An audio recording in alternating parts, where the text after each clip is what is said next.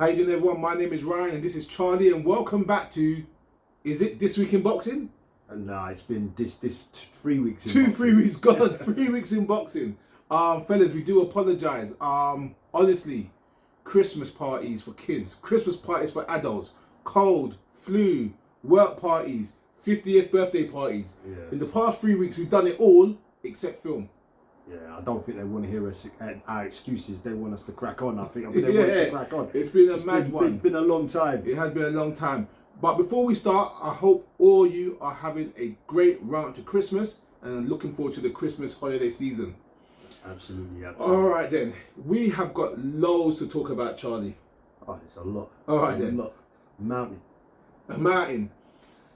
Let's start with what's happening this week. The Day of Reckoning. We wanted to do a head of the table video. We didn't get to do it. We had no time to possibly do it.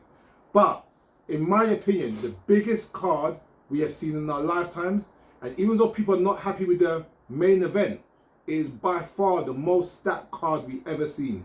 Charlie, what are you thinking? I think it's a really good card. There's some fights on there. I mean, if we had the time, you'd go for each fight and you'd try and call it. And I think when you look at the earlier fights, they're probably easier to call. Yeah, probably like Hrgovic, Demore. Yeah, and Opataya, Bivol, you expect them to pick up wins. Yeah, if they don't, you'd be shocked. Yeah. But then you get to the main events, co-main events, whatever people want to call them, and although there's clear favourites, both fights have jeopardy. Both fights, for differing reasons, both fights have jeopardy. Yeah, and I wouldn't be surprised if Parker and Wallin came out victorious. Yeah. I wouldn't be surprised. I'm not saying they're going to, but I wouldn't be surprised. So Frank Warren said this week that he's expecting an upset. You can't have a card this stacked with all these 100%. names on, all these world titles, all these number of contenders, and don't have a upset.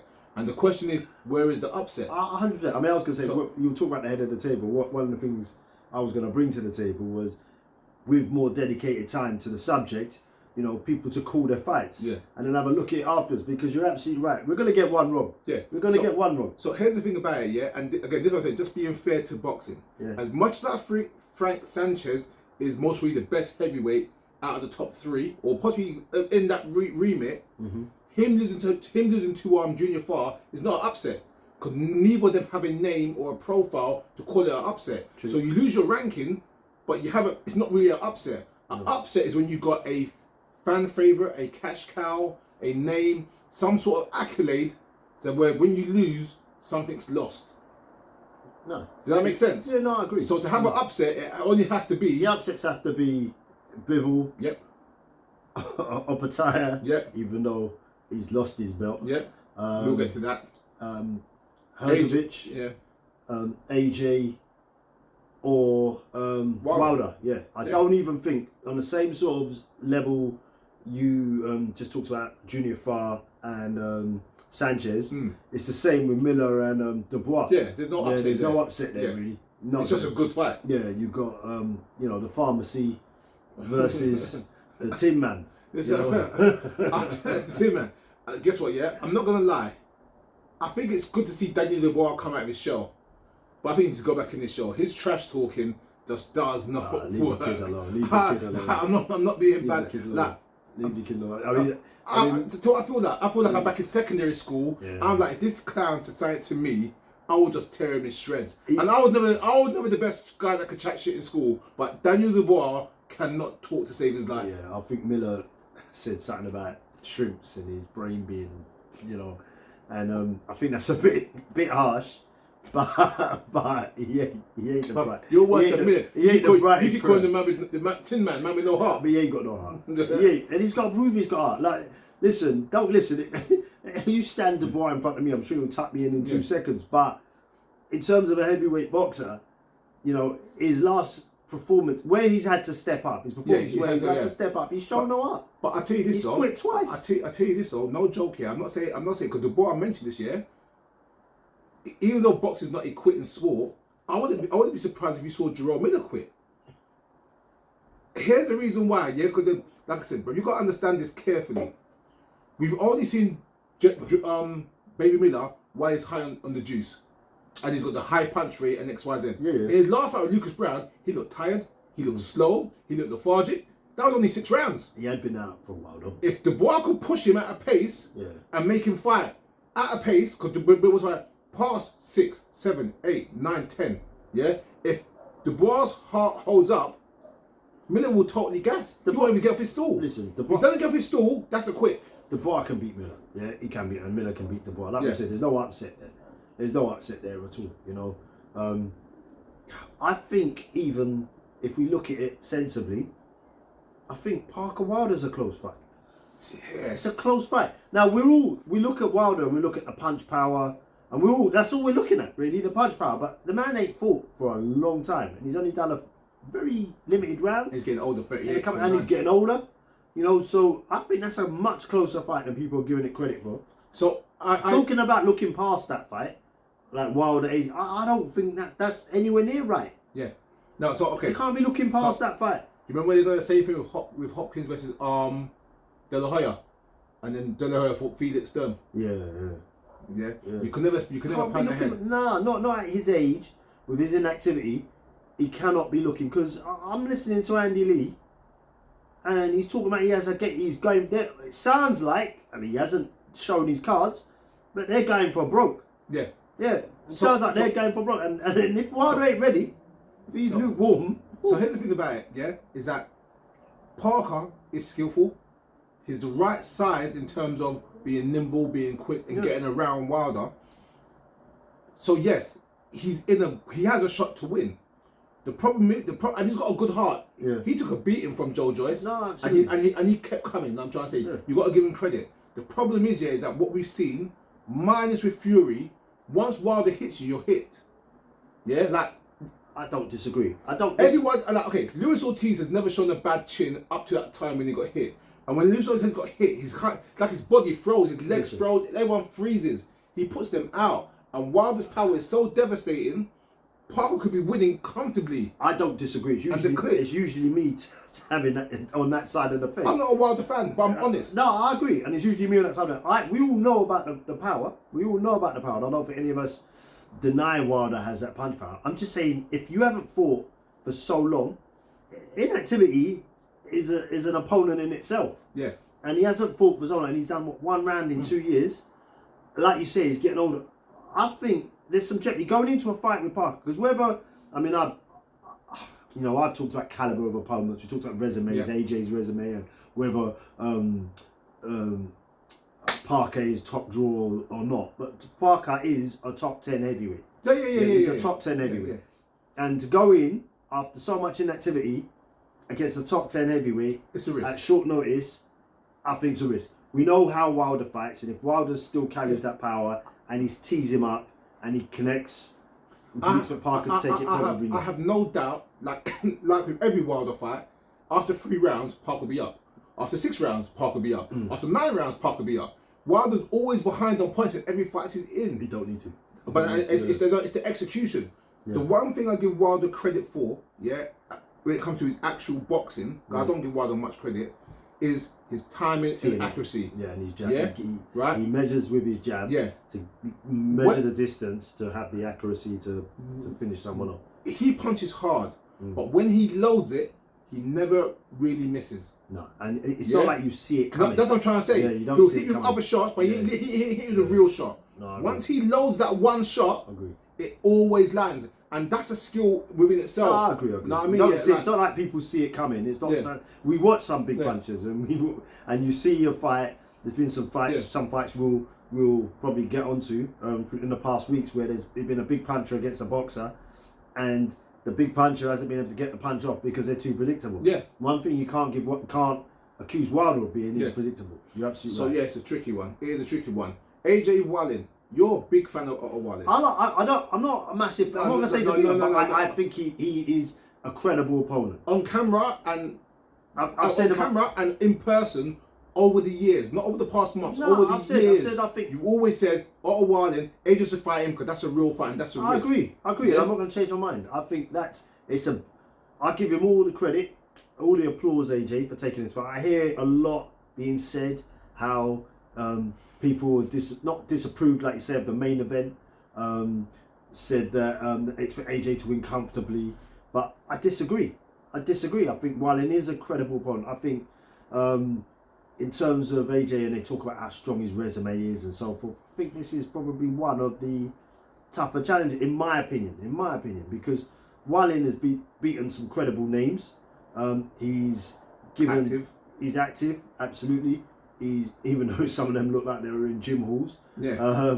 He's given Fury a good run for his money. It's not just he gave Fury a run for money. It was some of the nastiness he showed in that fight. Yeah. You know, like targeting the cut, running the cut. Yeah, you know, and he took some good blows himself. Okay. So, I think there's a bit of a false narrative being presented. And when I say that, we're hearing a lot of talk about him and AJ fought in the amateurs, and AJ won each time. I think it was 2 or 3 fights. I don't think the amateur game and the pro game transcend. Nah. So I think if Team AJ is looking at that, I think that's bad. No, and you know I also think. Sorry To cut you off. I also think that saying that Ben Davison devised a plan for Tyson Fury is a positive for AJ.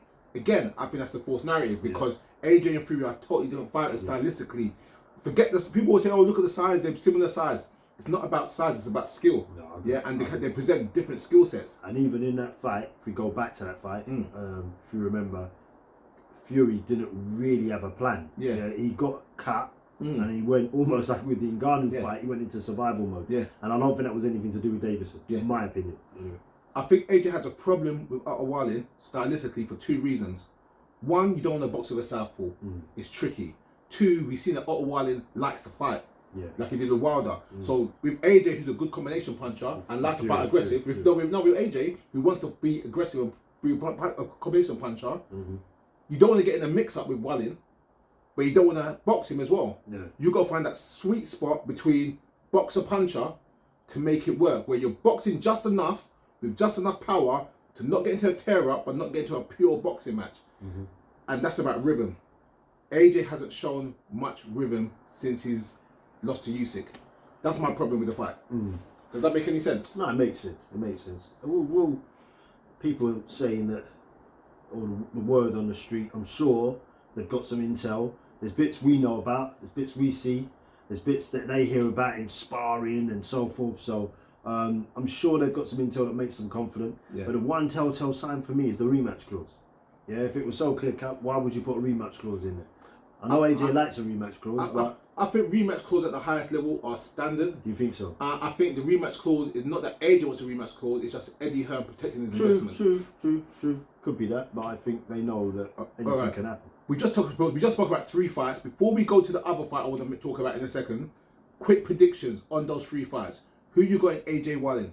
The brain, if I go for the brain, I'll go for, in all the 3 fights, I'd go, well, apart from the Miller-Dubois fight, which I think is a bit closer, you've got to go for the favourite. So as I said, I think AJ, in terms of attributes, if he does what he's meant to do, he should beat Wallin. Yeah, if he does what he's meant to do. But that's if it is that AJ that goes out looking for the kill.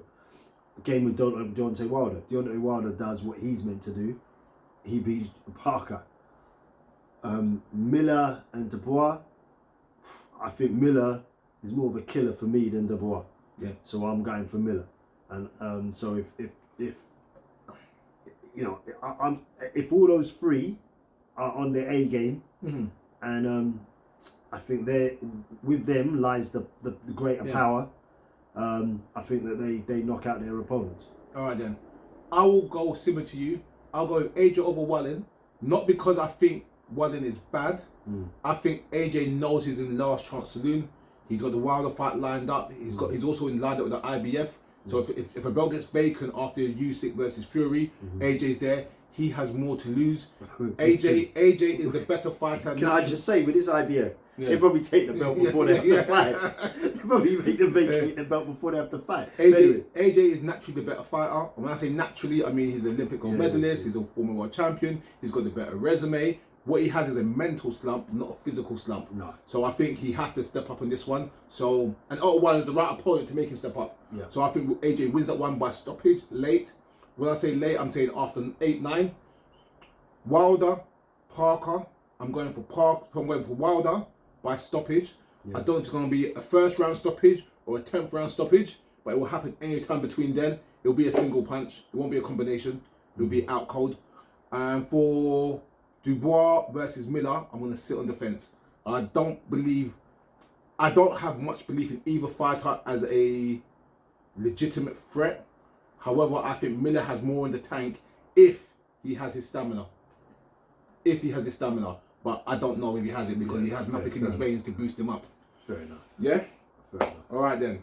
Let's go to the fights that I want to see. Not that it's the best fight on the card. It's my boy, Jay Apataya. Yeah? Ellis Zorro is undefeated. I think it's 17-0. Undefeated as an amateur as well. This guy does not know how to lose. Yeah? I believe Zorro's got to come in, pun intended, sword swinging, to come make a statement. That may be a mistake, but I think this fight may be more exciting than we give it credit for.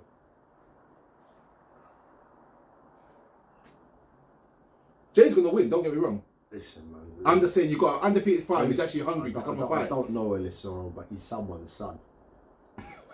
What's wrong with you? He's someone's son. Like, now, just take that paycheck. Take the paycheck and just go down. I've liked his interviews this week.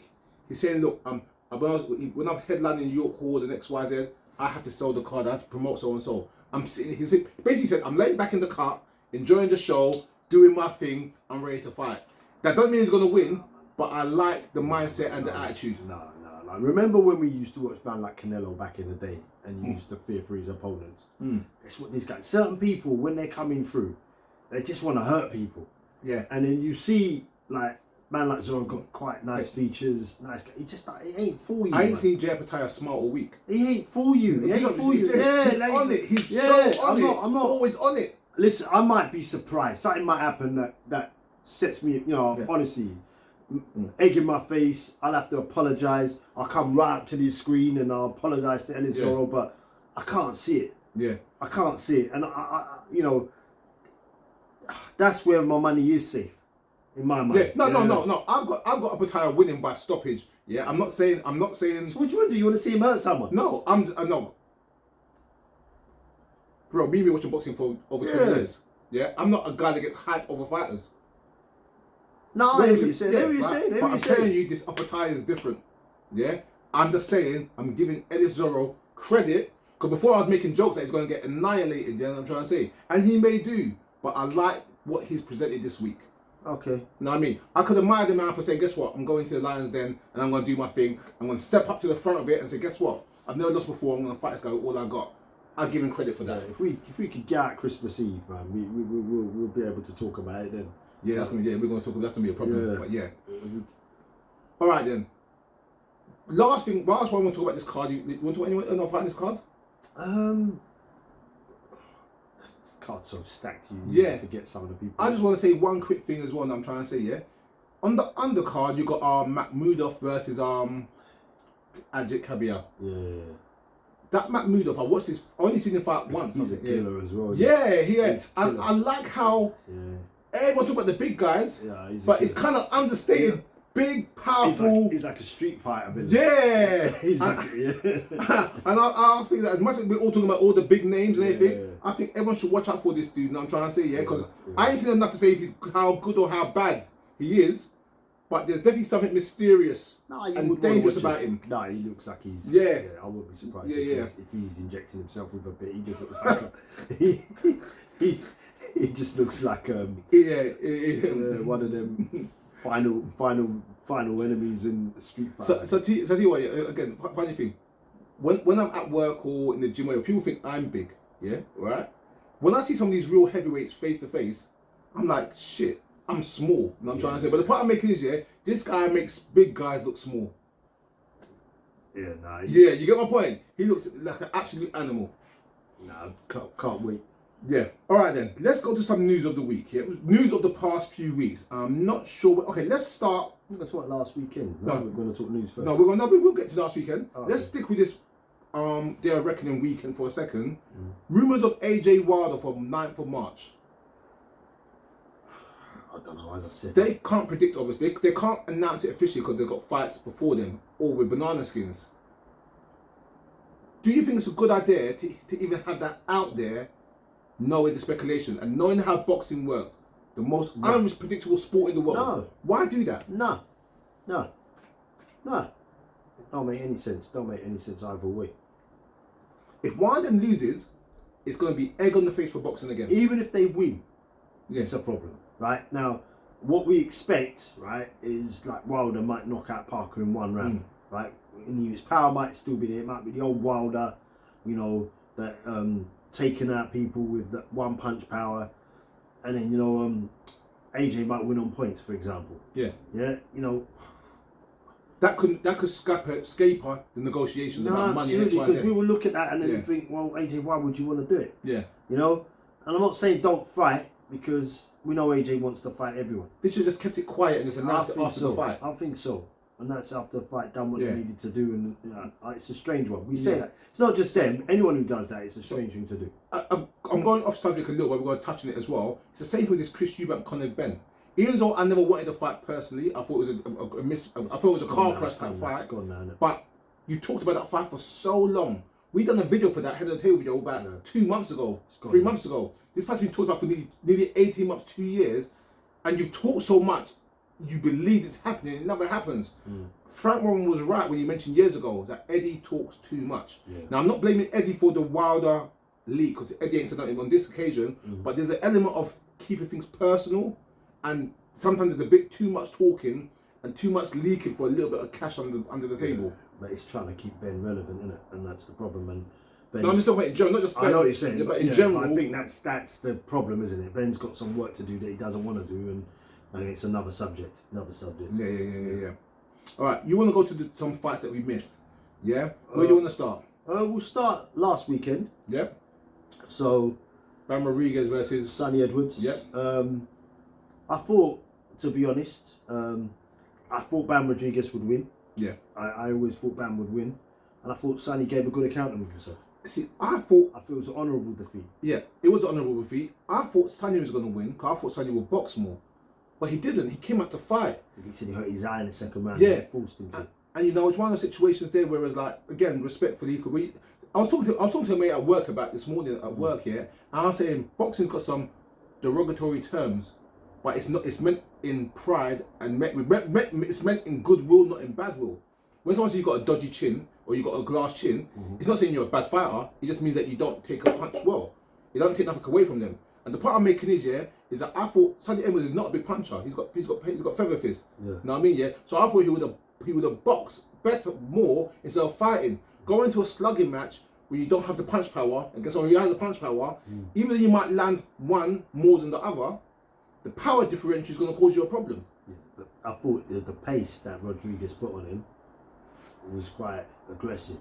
So he was countering him, but he had to keep him off, innit? And it was hard. Yeah. So it was a bit of, and then he said his eye was hurt in the second round, so his accuracy went down, so he had to meet fire with fire. Listen, it was like, to me, it was what I'd call an anti-yard defeat, and it was well, apart from the Lyndon Arthur one, but, it was honourable. Yeah, it's honourable. Yeah, I get your point. You lived to fight over it. I'm not gonna lie. As much as I wanted Sonny to win, I think it was around round 5 or round 6. I was like, yeah, it's a wrap. No, it wasn't. I knew it was over. I knew it was over. Like, you might say we come out to it earlier, but for me personally, you know, I agree. When a fighter's losing, they've got an opportunity to bring it back the following round. When you have a couple rounds where it's just gone sideways, it's like, and when you see the CompuBox stats that Bam was connecting a lot. No, I mean, what I will give Edwards, his post-fight interview was great. You know what I mean? Like, he took it on the chin. Yeah. He said, I'll come back stronger. He gave all the credit to Bam. He didn't make no excuses, no mistakes, no this, no that. He came in well prepared. And that's the way a real champion presents himself after a fight. Yeah? Like, I'm not going to go into it, but I've seen so much shitty post-fight interviews where, he was rubbish, he was this, I'm this, I'm that, and whatever. Win, lose, draw, you come with pride and respect. And Sonny done that. And for that, I'll give him a round of applause. Yeah. And I'll make sure, even though I never miss his matches, I will always follow him for that. No, fair enough. You know what I mean? Yeah. Talking about people who don't... Before you go on. I was going to say, going back to this weekend on the other card. Yeah. and again, it's not a massive card, but there's a couple of points from the card. So it was Morel versus my Ghanaian brother, Ogbeko. Okay. Agbeko, not Ogbeko. What am I calling it? You're talking about the card with all the old fighters on? No, it had It had Berto versus Gus. We'll get to that. Let me go first because I know you're gonna have an opinion on that. Yes, Agbeko versus or Morel versus Agbeko. So Morel's this next up big thing. People are talking about him, in and around fighting bigger names. So there's a lot of talk around that sort of weight class. But so Morel put him to bed quite easily. But in your just following up on your speech about not losing with dignity, my brother decided he wanted to say there was no water testing.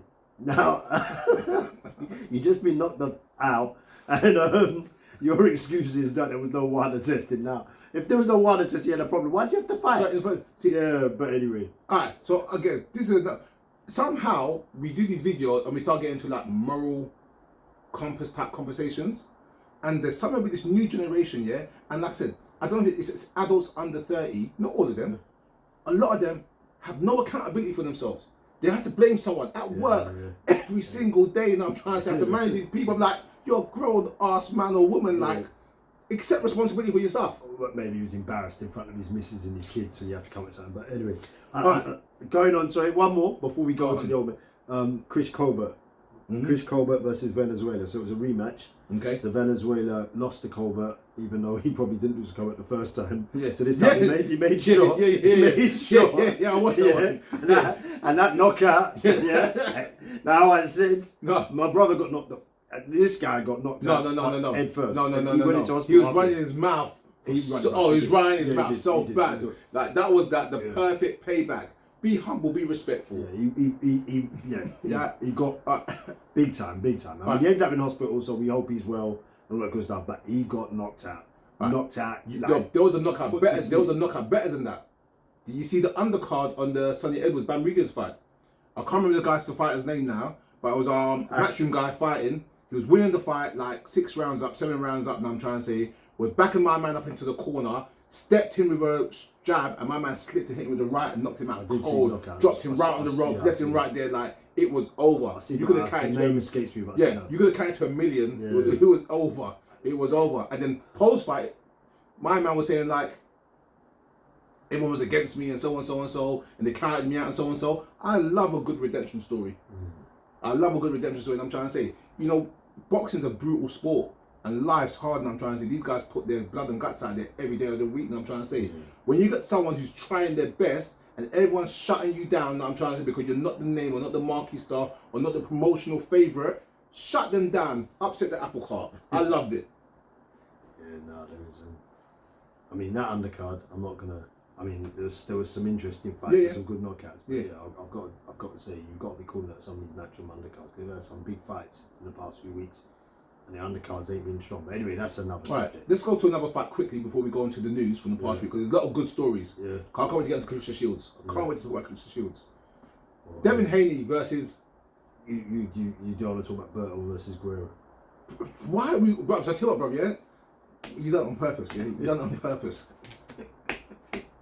They looked in shape, though. I didn't even know the fight was signed until I saw Fight Week saying blah blah blah blah blah. Wait a minute, this is serious. I thought it was a joke. I thought when I went to boxing scene, I thought someone just posted an old story or something. I didn't realise they were actually fighting.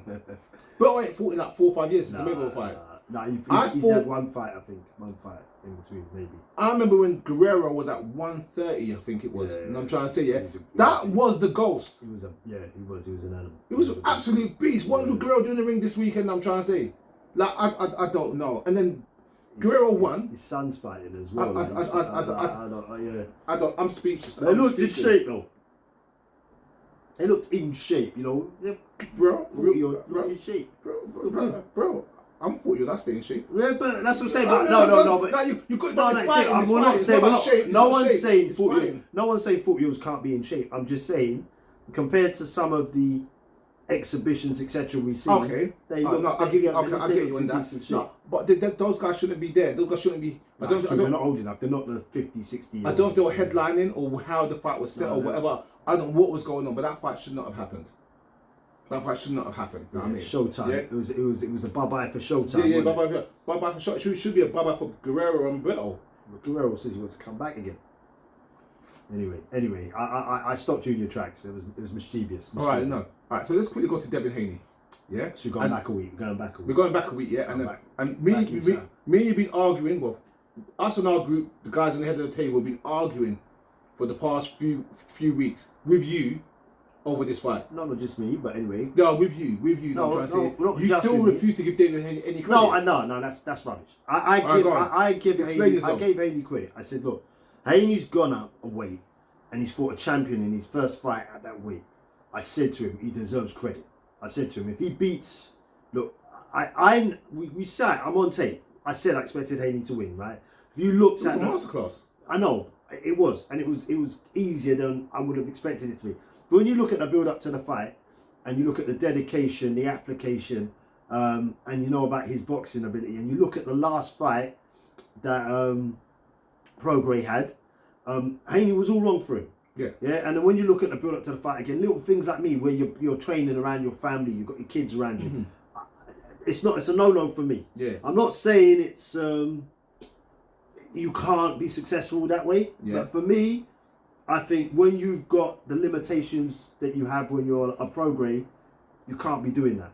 So all of those signs, even though I wanted Prograis to be successful in that fight, said to me, and that's just what I said on tape here, I expected Haney to win. Right. Yeah. Now, what I thought is Haney did what I expected him to do.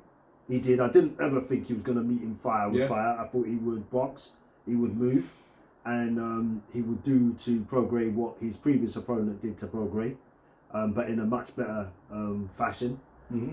What surprised me was Prograis' inability to close the distance, and his footwork was so bad. So bad. All right. That's what surprised me.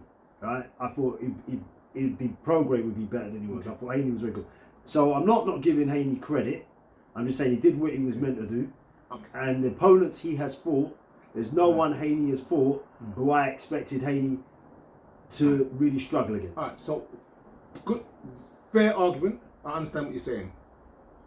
Let's go to one quick element though regarding Prograis' footwork.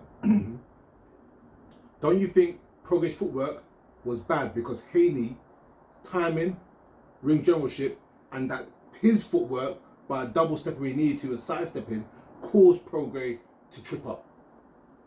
It wasn't that Prograis had. No one said before Prograis got terrible footwork. Haney made him have bad footwork by controlling certain elements of the fight. I thought Prograis was scared to go in because I personally thought Haney when he tagged him in the second or the third, 100%. Haney made him respect what was coming back, and I just thought Prograis couldn't cope. And I thought the other thing is similar to, and I keep going back to this fight, but the Crawford Spence is the size. And you sit there and you think somebody's actually smaller, and you realise they're not actually small. But that's down to the fighter that you underestimated or overestimated or whatever their ability was. Not actually smaller because Haney was bigger. No, but so was Spencer. Spencer said, "I'm bigger, I'm stronger." And I got it wrong. And when Crawford went like this, no, you're not. And I got it wrong. There you go. And that's down to the fighter. That's not down to Yeah, and so those fighters have to build up into. Yeah, so there's a fighter who is fighting at almost like their natural weight. And that fighter that's fighting is bringing themselves down. I think in Prograis' case, I think that is his natural weight, and I think Haney's just bigger. Haney can go up a weight again. I think he's talking about even going up. Yeah, he's talking about going up in weight again. Yeah, but I think he'll get found out. And it's now official. Tank is ducking Haney. Yeah, this is where we argue. No. This is where we argue. Ducking Haney. Yeah. Tank's resume. Yeah, right. I'm trying to say. And who he's fought over the time. Look what Haney's done. 25 with his last 4, 5, 6 fights. Haney done his entire career. Undisputed champion. Versus regular WBA, in terms of accolades, 2-weight world champions gone up, fought another champion straight after. In terms of accolades, Haney's winning hands down. But in terms of opponents, I'm not talking about styles. Tank has the style and power to trouble anyone because he's an executor, and I'm trying to say who read it, catch you, count you. So I'm not talking about the fight itself. I'm talking about in terms of boxing where they stand right now. Haney stands higher. Yeah, he does because he's got exactly. But I don't. He stands higher. What I'm saying is when people say Tank saying 20 million is not what 20 million. Who the hell don't wants 20 forget million? what Tank. Look. There's different elements to this, right? There's the resume. The argument we've been having is about the resume because there's people been trashing Tank's resume, talking about Haney's resume is so great. Now Haney's and I understand, and it's the same sort of conversation we have about AJ and who AJ won the belts off and all that good stuff. The bottom line is the opponent is the opponent. So you can't. Okay, no. And I just rank. I forget the belts. I rank who the person's fighting. And I think the likes of someone like an Isaac Pitbull Cruz is a valid opponent. All right. So because you're right. Yeah. So let me clarify something. You can't create contenders. You can't control when someone wins or loses. You can only fight them at the time you fight them. Yeah. I understand that, and I'm trying to say you right. But you mentioned that in the hit list of Tank, Rolly Romero. That's not going to help the argument. Rolly Romero isn't great, but Rolly Romero ain't that far. Look, no. I'll argue, and this is a brave thing to say. He's a champion, right? Did you see the fight? He won the belt. No, yeah, I guess the old man. Yeah, I know. He beat a pensioner. He beat a pensioner. Yeah, he did. The pensioner won that fight. No, I agree. But he won the belt. He's got a belt. Yeah, he's got a belt. Who did Prograis beat to win the belt? Yeah, you know what I mean. So it's like I understand what we're saying. I do. I understand. I don't think Devin Haney has a problem with Rolly Romero. I'm not gonna say it, but just like I don't think Tank would have a problem with Prograis. When you look at the fighters, when you look at a fighter's resume and you say it's not just I beat you, I beat me, so on, so on, so on, so on. It doesn't work that way. You look at the numbers of the fighters who they won against. So when you say who did Kambosos beat to get the belts? Yeah. Was that a good fight? At that time when you fought him, who did he fight? What was his resume? So on, so on, so on. When you fought this guy, when you fought Lomachenko, so on, so. When you look at the caliber of the opponents, those other guys fought. That's how you get the strength of your resume. Yeah, because when you look at the guys that Lomachenko fought prior to Haney, the guys that Kambosos fought prior to, the guys Linares fought prior to. It shows you the caliber of the fighter. And it's the same. So when you fight a good name, who's maybe up and coming, maybe a new world champion, but they don't have a deep resume, you don't know how good they really are. Yeah, but Gamboa, there's people there that he's fought. Garcia. I'm not gonna lie, Gamboa's a good name. Yeah. But Gonzalo, I've seen when we talk about Crawford. Gonzalo's been done for about 8 years. He weren't as done when Tank fought him versus when Haney. You know what I mean? Like we're not. Respectfully, Tank was done by the time Crawford fought him. Who? Gamboa. Gamboa was done with a Crawford, right? Now, that's what I'm trying to say. Whereas the time Tank fought him, wasn't that bad. No, it was done. And I like Gamboa. He's a great fighter, and I'm trying to say, but his time's passed. Yeah, he was after that fight. His time was done. So look, listen, we could go back and forth. I'm not saying. Listen, I am not apologising in terms of. I'm not an apologist for Tank. Yeah, I think he should be doing more. I've said it. I think Al Heyman and those guys, they're a bit of a cancer and they try and make people fight in house and they don't want to lose belts. We know all about that. We're not going to go into all of that. Leonard Enderby, bro, I'm trying to say, bro. Enderby don't even have any rights in him. Bro, Leonard Enderby, bro. See, bro, I hate, what's the word? I don't want to say hate. A guy's got nothing positive to say about anything. And I'm trying to say, except his own guys. And I mean, like you're not even impartial when it comes to discussing boxing. Yeah. When I see an interview, it's also saying I just turn it off. I don't even listen to it. They're all the same. I don't even listen to it. I listen to him because it's so different to listening to Haney Senior. Just crying on about his boy, you know? No. That's slightly different. Why? He's talking about his son, so there's an emotional. But he's promoting him. No, there's an emotional connection. Fully agree, but he's promoting him. Leonard Enderby has not said anything with common sense since when he came out with Floyd Mayweather 15 years ago, 20 years ago. Maybe not. Maybe I think he has. And but I think like they're all biased. But like I said, we could go back and forth. The only way to answer all of these questions for them to fight. Fight. All right, let's move forward because we've got loads of bits of news to come through. Mm-hmm. Yeah, let's move forward. Let's start first with Clarissa Shields. I think it's a bit of a non-story, if I'm honest. No, I think it's a non-story because I'm actually disappointed with Clarissa. Why? Yeah? I'll tell you why. I'm just putting Clarissa. Yeah? So the story is obviously Clarissa was sparring a heavyweight and got dropped hard. Yeah? She kept taking the mickey out of it. Right? This is boxing. Yeah. You'll find it very, very hard to find any boxer that has never ever been dropped in sparring, in the pros, in the amateurs. Yeah. Yeah? The only person I know that's never ever been reportedly dropped is Oliver McCall. Yeah? The only person I know that's never been reportedly dropped. I'm trying to say, right? It's education for me. Yeah? Right?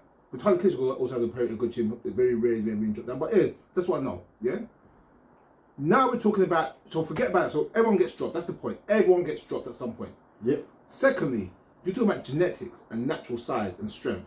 It's a woman fighting a man. Yeah, and a bigger man. And a bigger man at that. I'm trying to say, you right? Why is Clarissa so angry and so hurt, talking about getting a knife to try, go into her car to grab a knife to try to kill the guy and stab the guy up? What was that what she said? Yeah. Did you watch the video? No, I didn't watch it. Yeah, I put it in the group. I took the story. What is she thinking? I mean, you're a world-class athlete with TV contract, X, Y, Z, so on, so. That's not what you should be promoting as a lady saying you're going to get another. Then it's like, oh, he took all the wraps out the gloves and blah, blah, blah, blah, blah. Like, it sounds Deontay Wilder-ish. Yeah, I don't know. Honest question, sorry to cut you off. Do you think if he took the wraps out the gloves, the padding out the gloves in the gym, and he hit a woman like that, do you think that guy would have got out of the ring alive? I don't. The whole cut would have beat the shit out of that guy. I don't think that. Pardon the French, but I don't think that it's a story. Like I said, she got knocked down by a bigger guy in a gym, and she's a woman. Why is she going on like this? Yeah, but the fact she was peeved. I mean, my initial response was without hearing her saying that she's gonna, bore him up or whatever she said, which I think is extreme. Extreme.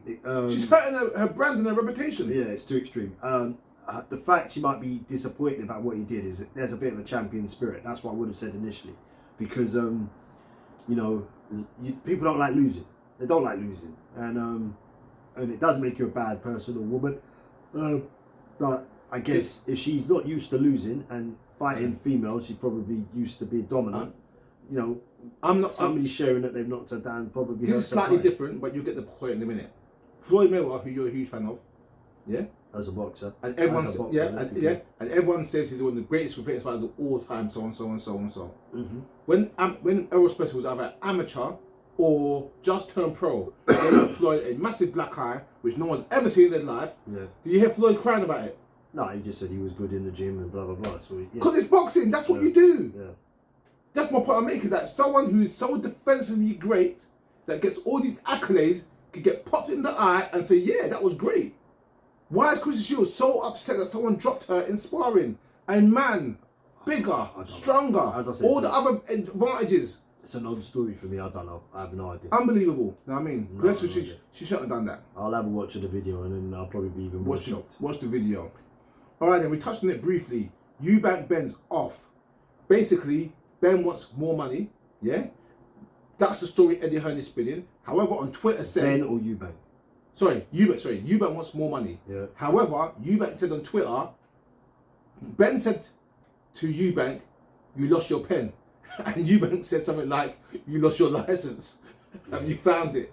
Yeah. I think that's the right thing to say. Yeah, and I think they're trying to say it's about money. I think Eubank's more concerned about the license. So. I think when we talked about this a few weeks back, and you hear the British board saying the fight ain't licensed. And Eubank, forget the money. Why would you want to go and license yourself in Luxembourg or wherever else? Yeah. And risk losing your British Border Control license? And although he probably is not where he needs to be with his dad, yeah, he's probably listening a bit and thinking, look, it ain't worth it. Yeah. It ain't worth it. Benn needs to go and clear his name, get his British Border Control license, and have a fight in the UK. A sensible fight in the UK, legacy fight, even though there's a bit of a weight mismatch, whatever. And even before then, he should prove himself at the weight. Sorry, beg your pardon. He should go up in weight and prove himself at the weight. This is a weird old fight, weird old matchup. I don't know what's going on. I blame Eddie Hearn for it. I don't know why he made this such a big thing, and all everything's gone on. He should have let everything settle down, go through the process with Conor. Even though Conor got his own thing to sort out, you've been pushing this fight through the whole process. It's not helped. Could it be that, I mean, Eddie Hearn was, I think he was struggling. Until this day of reckoning, yeah, I think this is giving him a bit of a lifeline. So Eddie was Eddie was by far the number one UK promoter. It might be by far. And Frank took over. But yeah, and I think he was struggling. He was struggling to get fights, struggling to... losing purse bids. He was focusing internationally more than domestically. Yeah. So I think this Benn Eubank fight was a bit of a lifesaver for him. I think it's becoming less important now because of this day of reckoning. Yeah. I think this day of reckoning's come along. It's given him some options now. And it's given him a breath of life. I think it has. And I think you see it in his step. You see it in his swagger. I think, you know, Eddie Hearn's back. Even his humbleness in the first press conference, you know, it was... He knew it was a means to an end, you know, it would get him somewhere. So I think maybe this is... He doesn't have to pursue it as much. But I think... Sorry, I'm going off on a tangent a bit, but the point I'm trying to make is, you said you blame Eddie Hearn. I think Eddie Hearn was grabbing onto that because that's all he had at a point in time. And I think now he's got a few more other options. I think maybe gives Benn some time to, you know, do a bit of soul searching and maybe fix a few of the issues he needs to fix. Yeah. No. All right. Just to end this part of the conversation, the rumour is now that Benn is still fighting on the 3rd of February. I heard, I don't know if it's a rumour, I think Eddie Hearn said it. He said he's fighting in February, then he's going to fight again a couple of months after. Yeah. And then they mentioned some names. Yeah, I heard the name. Like Barros and some of those. And he said he's not going to fight them first. He'll fight somebody lesser. Yeah. I don't know who's lesser than Barros. But they didn't mention the UK though. Nah, which is true. Because he can't fight in the UK. It's a mess. Eubank is apparently up for Jadabek. Okay. Yeah. Okay. So, interesting. All right then. Let's go with... quick one. Let's go back to Devin Haney for a second. Bill Haney reckons, after that performance against bloody Prograis, that Haney's #1 pound for pound. Above Crawford. Rubbish. Absolute bullshit. Rubbish.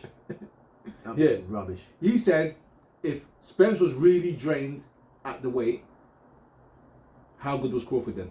We have no idea. Rubbish. Absolute rubbish. Rubbish. Crawford would beat Haney. Pound for pound, he'll pound for you. Go 147 and fight Crawford and you'll learn.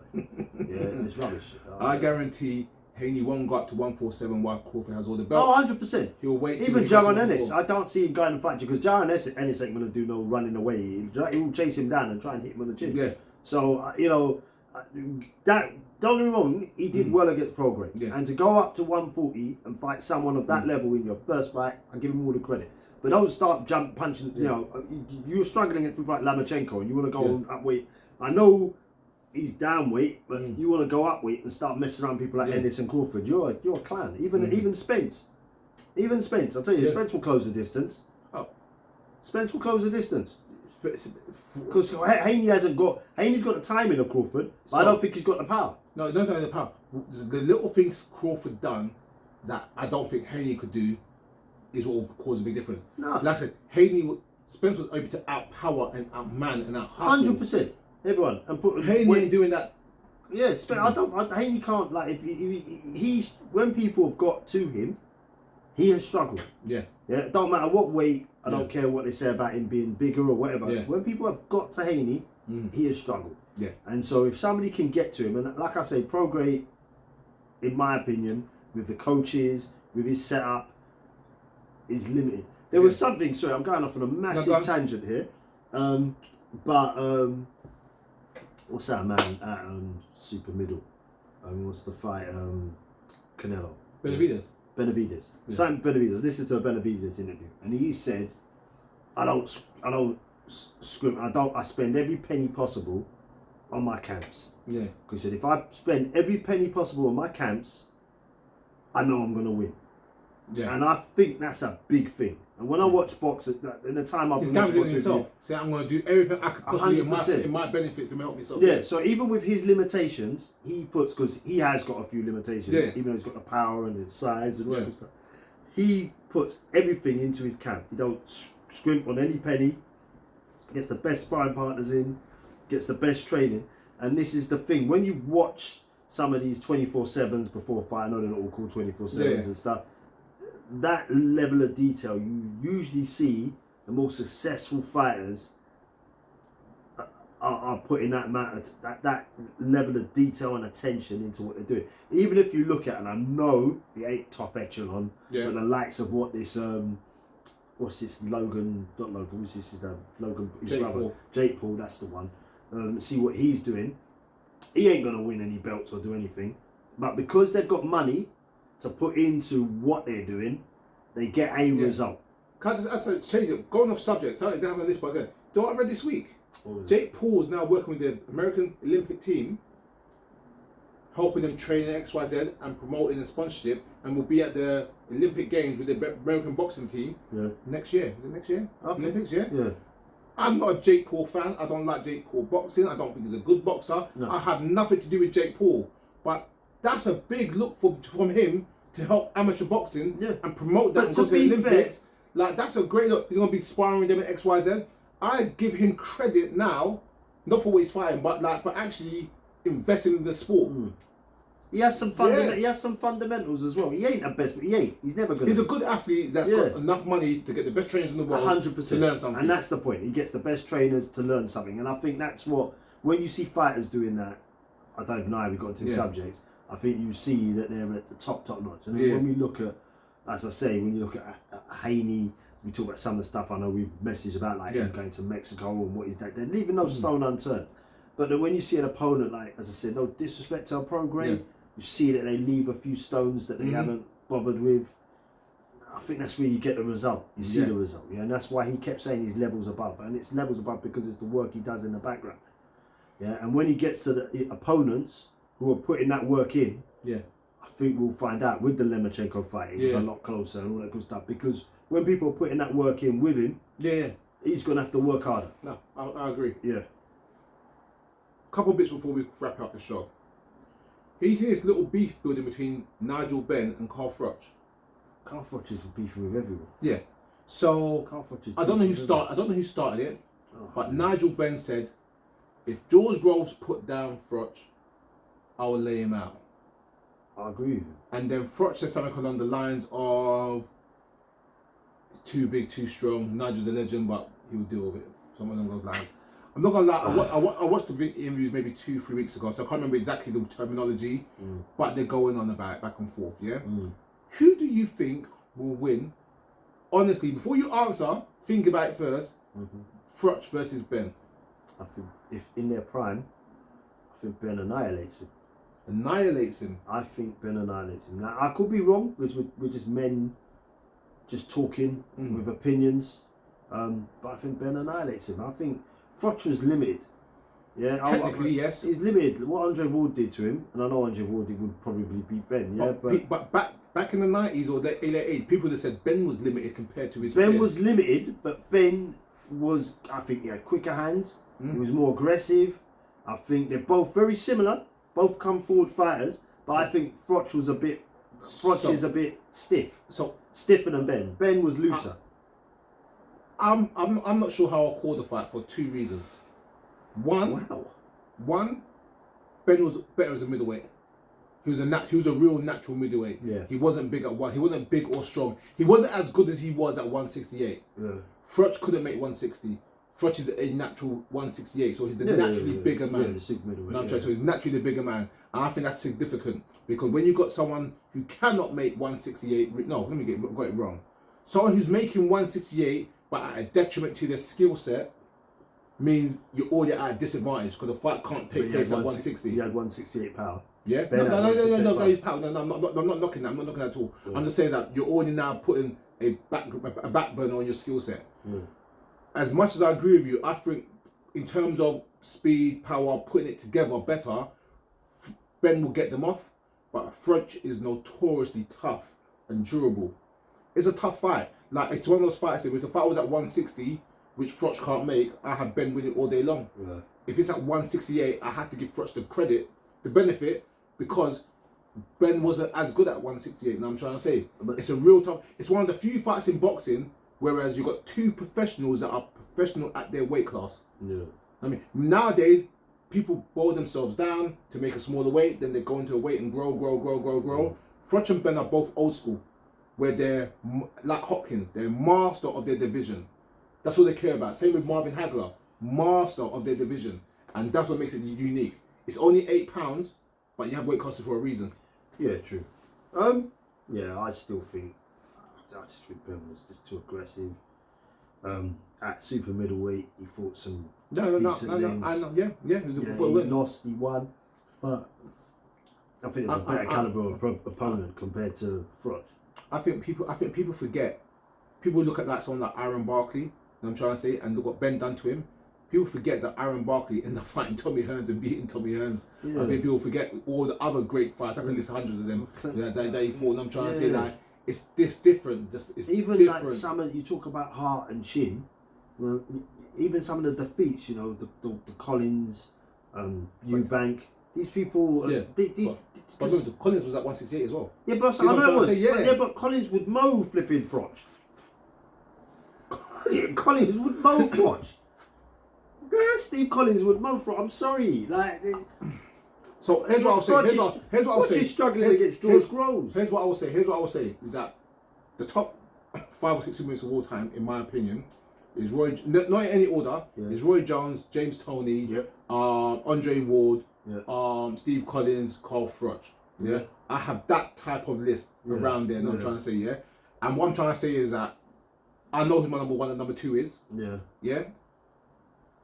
But it's close. But Froch, it's so close. It's so close. Man, because even it's so close. I'll sit here and I like Froch. Yeah. But even Froch fought one of the brothers, didn't he? Right. And he lost. Right. Who did he? He fought. Who's one of the brothers that lost to Caleb Plant recently? Durrell. Durrell. Yeah, Andre Durrell. So Durrell beat Froch. Yeah, the boxing does. Yeah.